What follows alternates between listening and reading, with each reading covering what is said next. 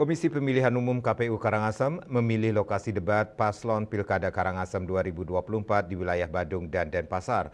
Hal itu mengingat di Kabupaten Karangasem belum ada gedung yang representatif untuk pelaksanaan debat.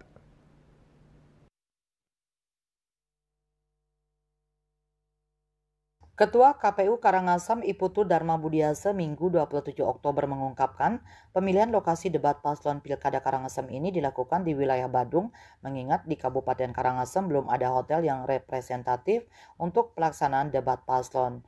Budiase mengatakan sejatinya gedung Mall Pelayanan Publik MPP Karangasem bisa dipergunakan untuk pelaksanaan debat ini.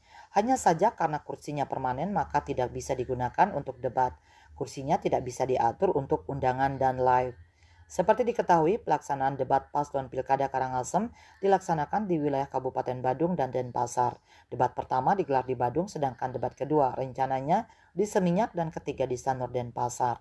Eka Parananda, Bali Pos melaporkan.